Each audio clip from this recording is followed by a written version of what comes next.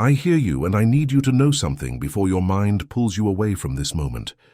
You did not arrive here by chance.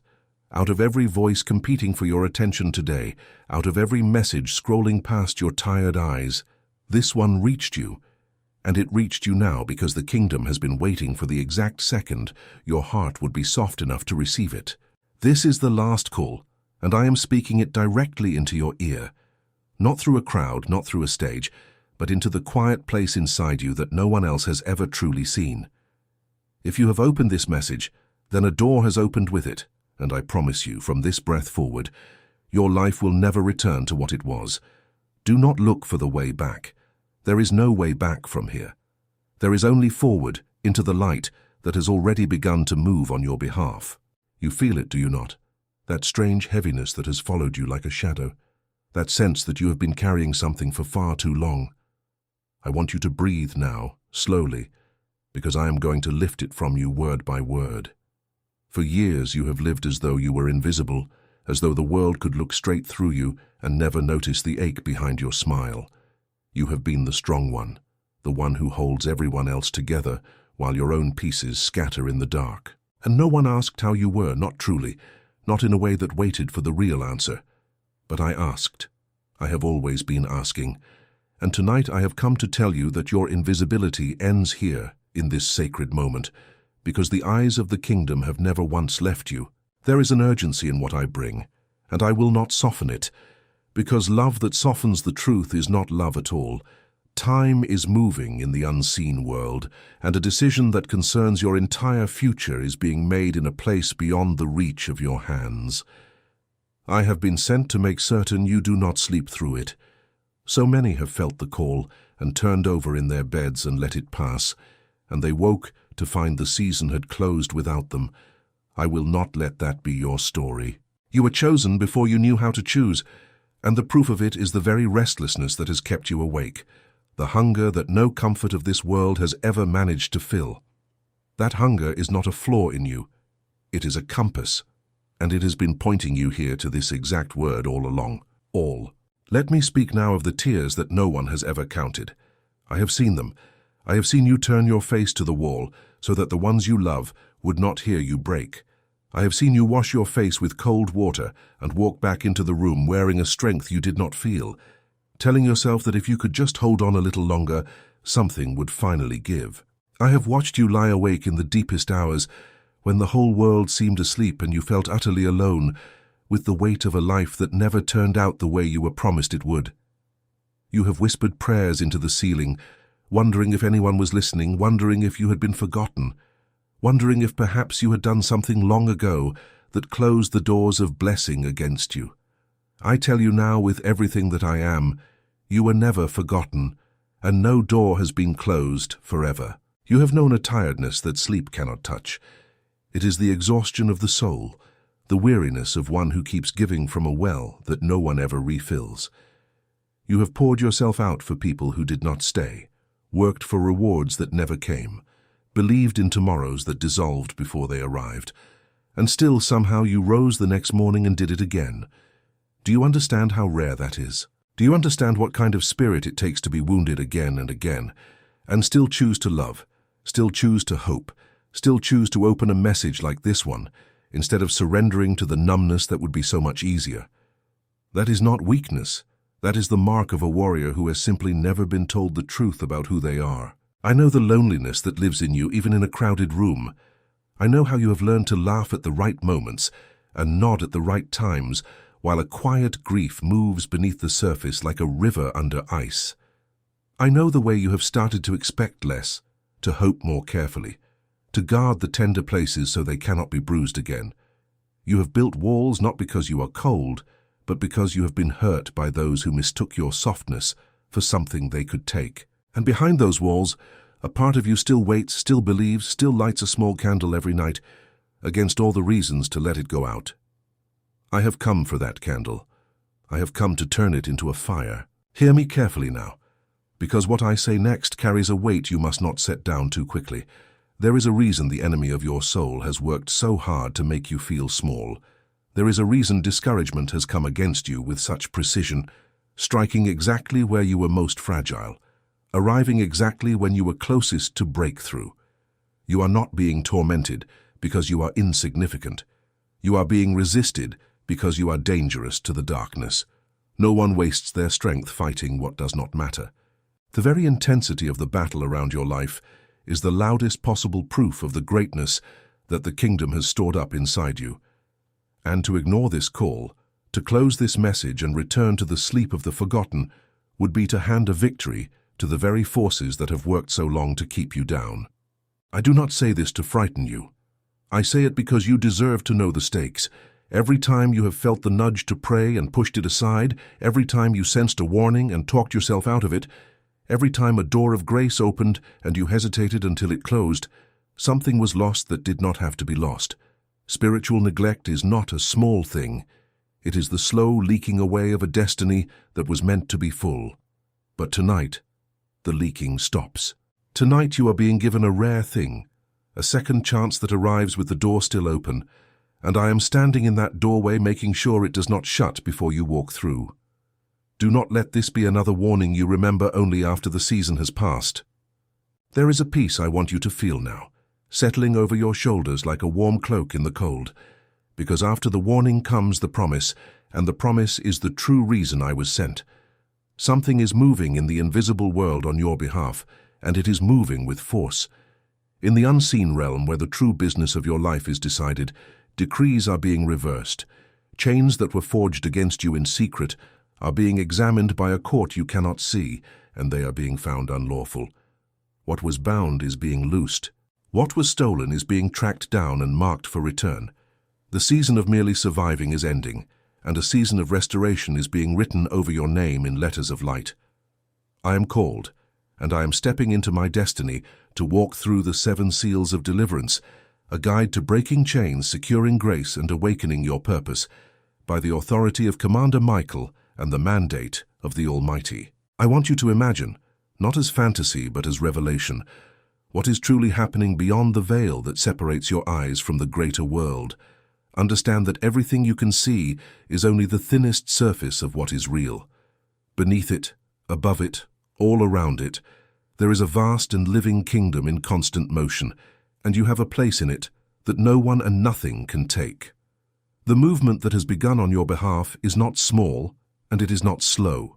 It is a great turning, like the moment the tide finally reverses after being held back for years, and once it turns, nothing in the world has the power to hold it still again. Now I must speak to the question that has quietly tormented you more than any other. Why the delay? Why, if you were truly chosen, has the answer taken so long? Why have you watched others receive what you prayed for while your own hands stayed empty? I know this question because it has burned in you in the darkest nights, and I will not leave it unanswered. Hear me. The delay was never punishment. The delay was preparation. The delay was protection. There were things that had to be removed from your life before the blessing could come, because a blessing poured into an unready vessel does not heal, it drowns. There were people who had to leave your path before you reached the crossing, because if they had remained, they would have taken from your hands the very thing the kingdom longed to place in them. Think of the finest blade, the kind that can cut through what nothing else can touch. It is not born in a single moment. It is placed into the fire again and again, heated until it glows, then struck, then folded, then returned to the fire, over and over, until every weakness in the metal has been driven out and every impurity burned away. To the blade, the fire must feel like the end of everything. It cannot know in the heat of it that it is not being destroyed but perfected, that each strike is removing what would have caused it to shatter in the moment it was most needed. You have been in the fire. You have felt the hammer, and you believed, as the blade believes, that you were being broken, but you were being made unbreakable. You were being forged into something that the coming season will require, something strong enough to hold the weight of what is about to be given to you. Every year that seemed wasted was refining you. Every loss was removing a weight that would have slowed you at the critical hour. Every betrayal was teaching you to discern the difference between those who are sent to you and those who are merely drawn to what you carry. Every closed door was steering you away from a path that looked like blessing, but ended in ruin. You could not see the map, so it felt like wandering. But there was never a single wasted step. The one who counts the hairs upon your head was counting your tears as well, and gathering them and preparing to answer everyone. What looked like abandonment was the most careful attention. What felt like silence was a love too vast and too wise to give you the smaller thing you asked for, when the greater thing was still being prepared. And now, before I carry you deeper into what is being unveiled, I must pause and place something sacred into your hands, because the very battle I am describing is a battle with rules, and you have been fighting it without ever being told what those rules are.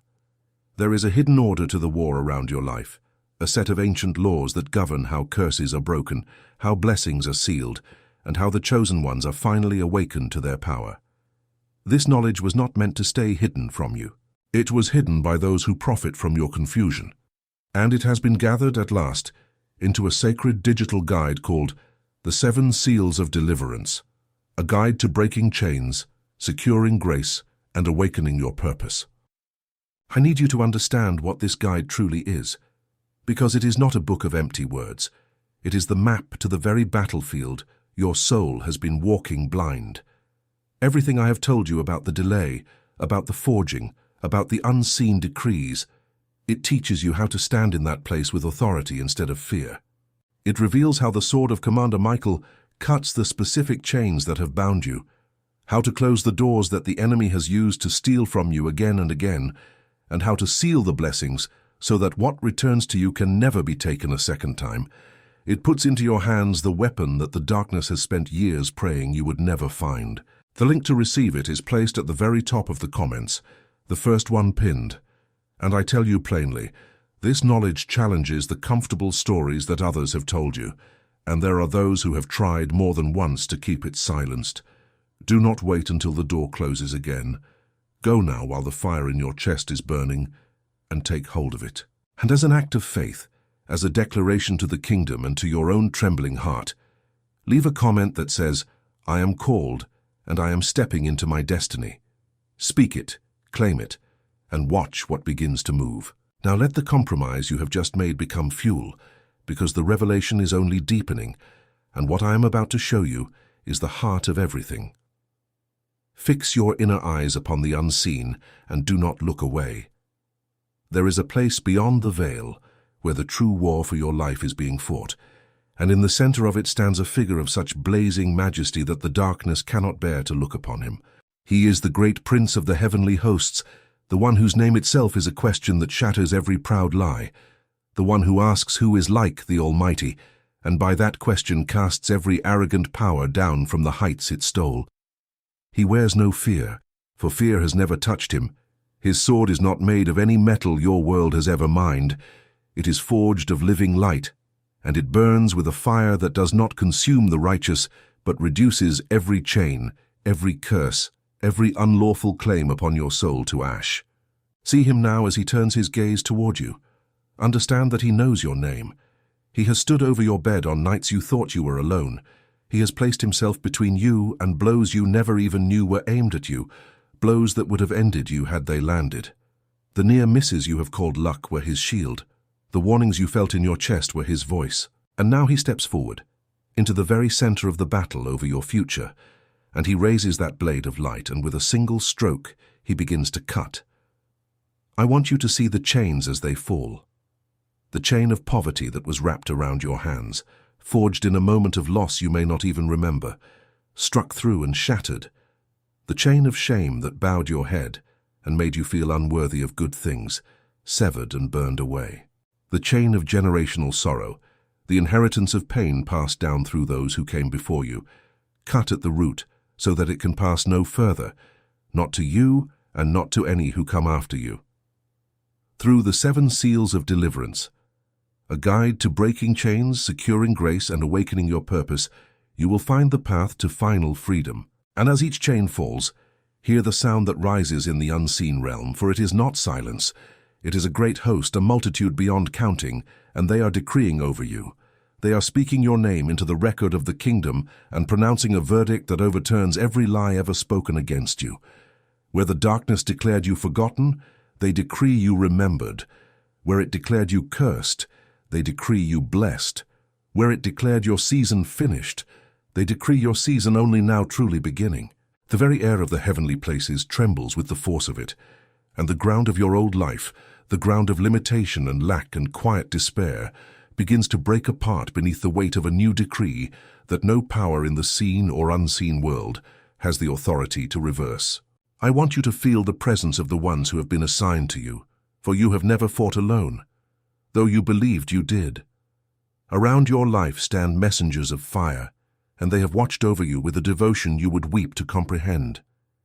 They gathered every tear you shed in secret and carried them upward as an offering. They stood guard over the small flame of your faith on the nights the winds came to blow it out. They whispered courage into you when you found the strength to rise one more time and did not know where that strength came from. It came from them. It came from the Almighty who sent them. And now, as the great Prince Commander Michael cuts your chains, they move into formation around you, a wall of living fire, and they lift their voices with his, and the sound of it rolls across the heavens like thunder that speaks in words, and the words are your deliverance. Do you feel it now? That shift in the atmosphere around you, that sudden lightness where a weight used to be. That is not your imagination. That is the moment reaching from the unseen into the seen, the moment your spirit has been aching toward through all the long years of waiting. The battle is not distant. It is happening now, in the very instant these words move through you, and you are not a bystander to it. You are the reason for it. Every sword raised, every decree spoken, every chain broken is for you, because the value the kingdom has placed upon your single life is beyond anything the world ever taught you to believe about yourself. You were never small. You were only told that you were, by voices that feared what you would become if you ever learned the truth. I want to take you now to a story carved into the oldest memory of the faithful, a story that the kingdom is placing before you tonight because your own life has been walking its shape without you ever seeing the pattern. There was once a young man, the beloved son of his father, who carried a dream inside him that was too large for the small world he was born into. In the night, he saw visions of a future so bright that when he spoke of them aloud, even those who shared his blood turned against him. His own brothers, the ones who should have guarded him, looked upon the favor that rested on his life and could not bear it. And so they seized him, this dreamer, and they stripped from him the beautiful garment his father had given him, the very symbol of his belovedness, and they threw him down into the darkness of an empty pit in the wilderness, where the walls were steep and the light was only a small circle far above his reach. Imagine him there at the bottom of that pit, the dust in his mouth, the voices of his own family fading, as they sat down to eat their bread nearby, indifferent to his cries. Imagine the questions that must have torn through him in that hole in the ground. Where is the dream now? Where is the favor now? If I was truly chosen, then why am I here in the dark, betrayed by the ones I loved, with no hand reaching down to lift me out? I want you to hear those questions, because they are your questions. You have sat at the bottom of your own pit. You have felt the walls of a situation you did not choose rise up around you, steep and smooth and impossible to climb. You have called out and heard only your own echo, and you have wondered, as he wondered, whether the dream inside you was ever real at all or whether it was only a cruelty, a light shown to you so that its loss would hurt you more. But the pit was not the end of his story. It was the first letter of it. For he was drawn up out of that darkness only to be sold, handed over like an object into the hands of strangers, carried far from everything he had ever known, into a land whose language he did not speak, to serve in a house that was not his own. And even there, when he had begun to rise by the sheer integrity of his spirit, when he had refused to do evil though evil was pressed upon him, he was accused falsely by one whose lies were more welcome than his truth, and he was cast down again, this time into a prison, chained in a place where forgotten men went to be forgotten forever. Twice buried, twice betrayed, twice lowered into darkness, while his dream seemed to die a little more with each descent. And still, the record tells us something that I need you to hold against your heart tonight. It tells us that in the pit, in the strange house, in the prison, the favor never left him. It says that presence was with him. The delay had not cancelled the calling. The darkness had not devoured the dream. It was hiding it, the way the earth hides a seed, so that no frost could kill it before its time. And then came the morning that all the years of darkness had been preparing. In a single day, in the space of a few hours, the man who had been forgotten in a prison was lifted to stand second only to the throne of the greatest kingdom of his age. The very gifts that had made his brothers hate him, the reading of dreams, the wisdom that saw what others could not, became the exact instruments of his elevation. Everything the enemy had used to bury him became the very thing that raised him. The betrayal that sold him into a foreign land had placed him precisely where he needed to be to save nations from famine, including the very family that had thrown him away. And when at last he stood before those brothers, now bowing before him without knowing who he was, he did not raise his hand to crush them. He wept, and he told them the truth that I am telling you now, that what they intended for harm, the kingdom had woven into good, that the pit and the prison and the long years of unanswered prayer had not been the breaking of the promise, but the strange and painful road by which the promise was kept. Do you see now why this story was set before you? You have believed that your betrayals disqualified you. They were positioning you. You have believed that the years in the pit were proof that you were forgotten. They were the hidden years of your forging. You have believed that the doors slammed against you were verdicts of rejection. They were the corridors leading you, step by unseen step, toward a throne room you cannot yet imagine. The one who lifted that dreamer out of the prison in a single morning has not lost the power to do it again. He does not do it slowly when the appointed day arrives. He does it suddenly. In an hour, in a moment, in the space between one breath and the next, the entire architecture of a life can be rebuilt, and the one who lay in the dust at evening can stand in glory by the dawn. Your sudden morning is not a fantasy.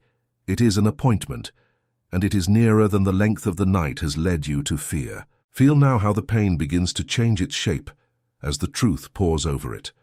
The wound is still there, but it is no longer a meaningless wound. It is a scar that speaks.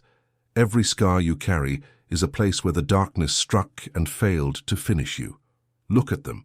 All the marks upon your spirit, the losses, the abandonments, the nights you were certain you would not survive, and yet here you are, breathing, reading, alive to hear this word.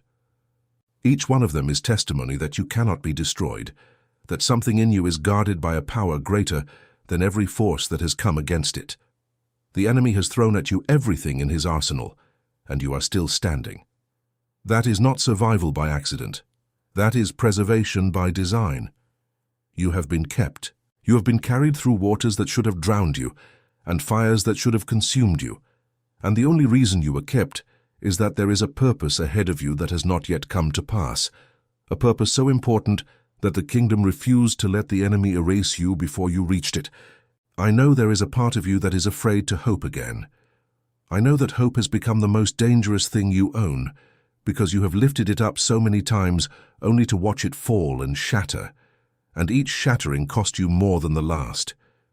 So you learn to hope quietly, secretly, with one hand always ready to protect yourself from the disappointment you had come to expect. I understand this. I do not scold you for it. The wounded learn to guard their wounds. But hear me gently now, for what is coming toward you is not another disappointment dressed as a promise. This is not the world offering you a hope that it cannot keep. This is the kingdom itself, moving toward you with a certainty that does not depend on your circumstances, your history, or the odds that the visible world has calculated against you. The visible world does not have the final word over your life. It never did. And the Almighty, who does have the final word, has already spoken it, and the word is restoration. Before I carry you further into what that restoration will look like, I must pause once more and place this sacred knowledge back into your hands, because the moment your hope begins to rise is exactly the moment the enemy will try hardest to steal it. He knows that a chosen one who has learned the rules of the battle is a chosen one he can no longer deceive. That is why the guide called the 7 Seals of Deliverance, a guide to breaking chains, securing grace, and awakening your purpose, was gathered and made ready for this exact hour of your life. Everything in the story I just told you, the pit, the false accusation, the prison, the sudden elevation, follows laws that this guide lays bare. It teaches you how to recognize when a betrayal is actually a repositioning, how to hold your integrity in the strange house, so that the false accusation cannot bury you, and how to keep the favor burning through the prison years, so that when your morning comes you are ready to stand in it and not collapse beneath its weight. This is knowledge that was kept from ordinary hearts for too long, hidden by those who profit from keeping the chosen ones asleep and confused, wandering their whole lives through pits they were meant to climb out of in a single season. The guide reveals how each of the 7 swords of Commander Michael cuts a specific bondage: the sword against the spirit of poverty, the sword against the spirit of shame, the sword against the inherited sorrow passed down through the generations, and how, once cut, to seal the blessing so completely that what returns to you can never be stolen a second time. The link waits for you at the very top of the comments, the first one pinned above all the others, and I tell you plainly, this teaching has been resisted, it has been silenced before. There are those who did not want it to reach you, and yet here it is, reaching you anyway. Because the kingdom overruled every hand that tried to keep it from your eyes. Do not let the moment slip. Go now, while the fire is rising in your chest, and take hold of it. And as your act of faith, as the seed you plant into your own deliverance, leave the words that shake the heavens loose over a life. Write, I am called, and I am stepping into my destiny. Say it out loud as you write it. Let your own ears hear your spirit declare it. And watch how quickly the unseen begins to answer a heart that finally dares to agree with the kingdom. Now let that agreement become the ground beneath your feet, because I am about to speak decrees over you, and I need you standing on solid ground to receive them. Hear these words not as wishes, but as verdicts already entered into the record of the heavenly court, spoken now in the present, over the very life that is reading them. I decree this night that the season of invisibility is ended over you, and that the eyes which have looked past you will begin to seek you out. I decree that doors long sealed against your name are being opened by a hand that no lock can resist, and that the ones who closed them will marvel to see you walk through. I decree that the tears you have sown in secret are returning to you now as a harvest of joy, gathered and multiplied and poured back into your hands, pressed down and overflowing. I decree that the poverty that gripped your household is broken at its root this very hour, that lack is losing its legal claim over your life, and that provision is being commanded toward you from directions you have not even thought to look. I decree that the shame which bowed your head is lifted from you now, and that you will walk with the straightened spine of one who knows they are beloved. I decree that the loneliness which has been your companion in the crowded room is ending, and that the ones sent by the kingdom to walk beside you are already moving toward you, drawn by an appointment you did not arrange. I decree healing over the places in your body that have carried the weight of your grief, and I decree peace over the mind that has not known a quiet night in longer than you can remember. I decree that every generational chain, every pattern of pain that came to you through the blood of those before you, is severed this night by the sword of light, and that it will pass no further, not to you, not to your children, not to any who come after you, but stops here, at your feet, broken forever. I decree that what was stolen is being tracked, and named and returned, and that the enemy who took it will repay it sevenfold, according to the ancient law that binds even the powers of darkness to restore what they have plundered from the chosen. Do you feel the weight of these words settling into the unseen places of your life? They are not leaving this moment empty. Each one is a stone laid into the foundation of the new thing that is rising over you, and I want to show you now what that new thing will look like when it stands complete, because you have lived so long in the shape of your lack that you have almost forgotten what abundance even feels like. Let me remind your spirit. Picture a morning not far from now when you wake, and the first feeling that meets you is not dread but peace, a peace so unfamiliar that at first you will not know its name. Picture the accounts that once kept you awake with fear, now steadied and secure. The pressure lifted, the room to breathe restored. Picture work that honors the gift inside you instead of grinding it down. Relationships that pour into you as much as you pour out. A table surrounded by faces that love you truly. A home where the atmosphere itself has changed because the chains that hung in its air have been cut down and carried away. Picture your own reflection meeting your eyes without flinching, because the shame is gone, and you have finally seen yourself the way the kingdom has always seen you. Picture the ones who counted you out, watching in silence, as the very thing they said would never happen unfolds before them. Undeniable, unstoppable, clearly the work of a hand higher than any of theirs. This is not too much to imagine. This is the smaller edge of what is intended for you. The restoration that is coming is not a careful, measured return of a little of what you lost. It is a flood. It is the opening of storehouses. It is the multiplication of everything the years of famine consumed, given back not in the same measure it was taken, but in the overflowing measure of a kingdom that has been waiting the whole time for the day it could finally answer every prayer you thought had gone unheard. But I would be failing you if I let you believe that abundance is only about the things you can hold in your hands. The deepest restoration is happening in a place far beneath your circumstances. It is happening in the part of you that stopped believing you were worthy of good things.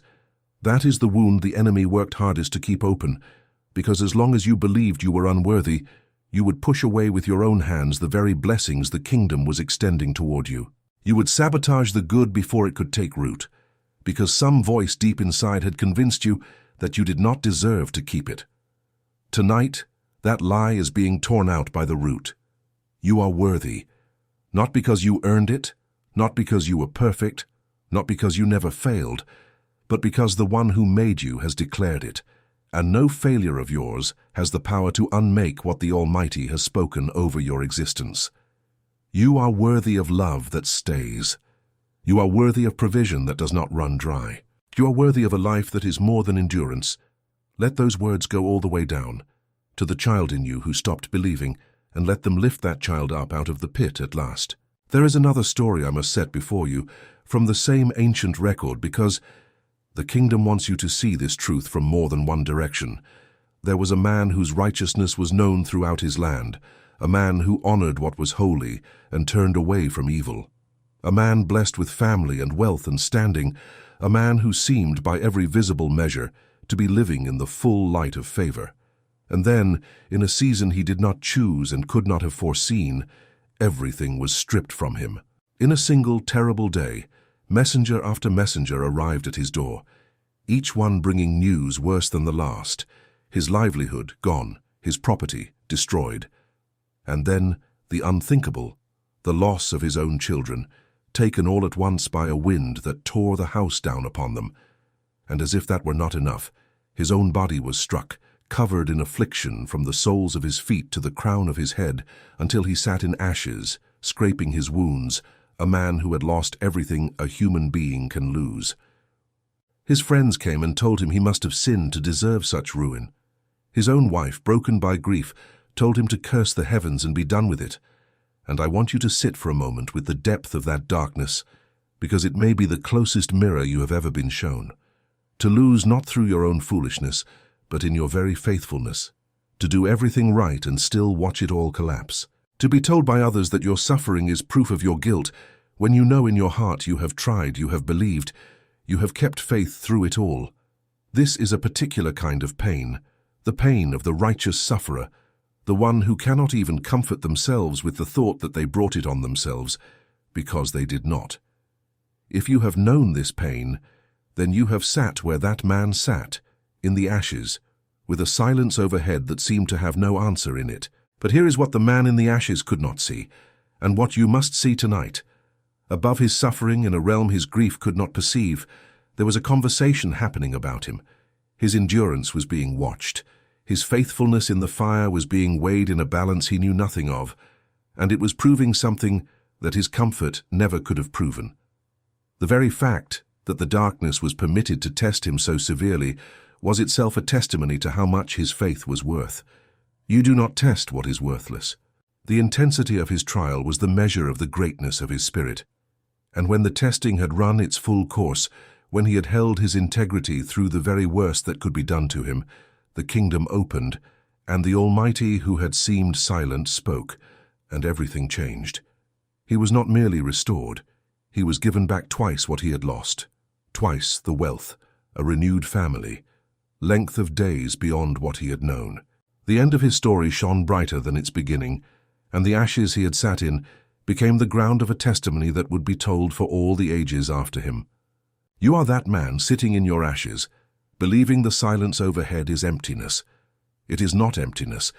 It is a conversation you cannot hear, and the subject of it is your worth, and the verdict is being written even now in your favor. The end of your story is being prepared to shine brighter than the beginning ever did.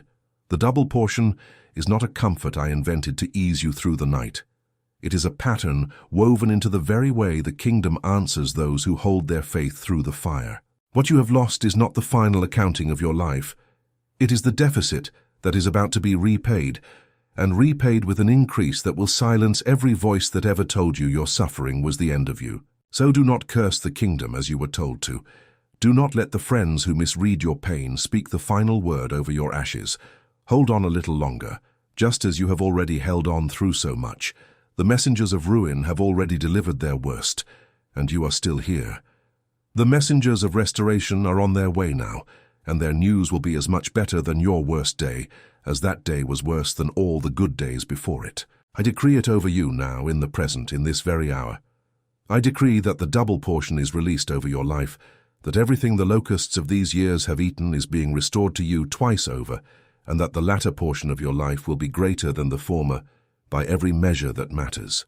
I decree that your ashes are being exchanged for beauty, that the garment of mourning you have worn is being lifted from your shoulders, and that a garment of praise is being placed upon you in its stead, woven of light, sealed by the hand of Commander Michael himself.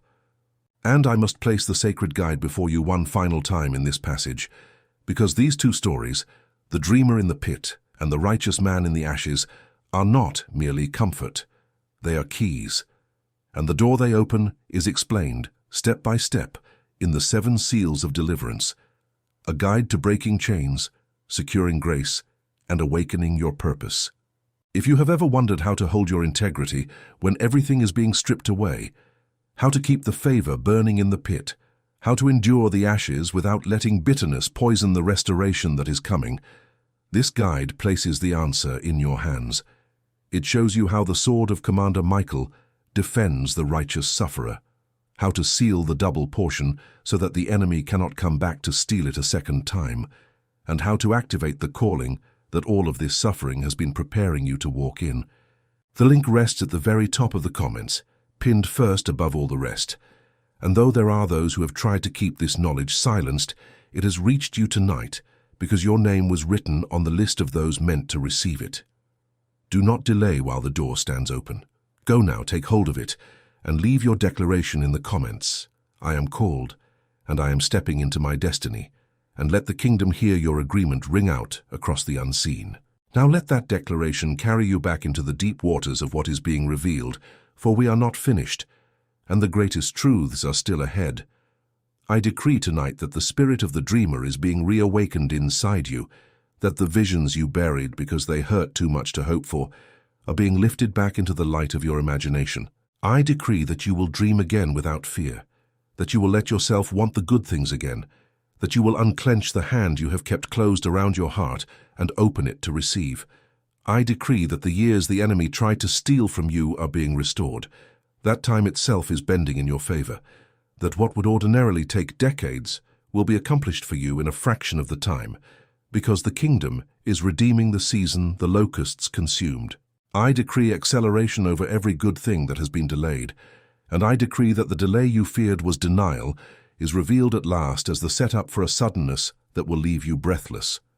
And there is one more soul I must set before your eyes tonight, a man who sat at the edge of the road, in the dust where the crowds passed him by, a man whose eyes had gone dark and whose days had become a single unbroken begging for the mercy of strangers who barely slowed their steps. He had no name that the passing world bothered to learn, only the name of his father spoken as a label, the blind son of a forgotten man, sitting where he had always sat, in the place everyone expected him to remain until the day he died there.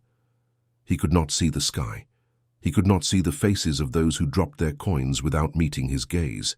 He lived in a darkness that had no edges, and worse than the darkness was the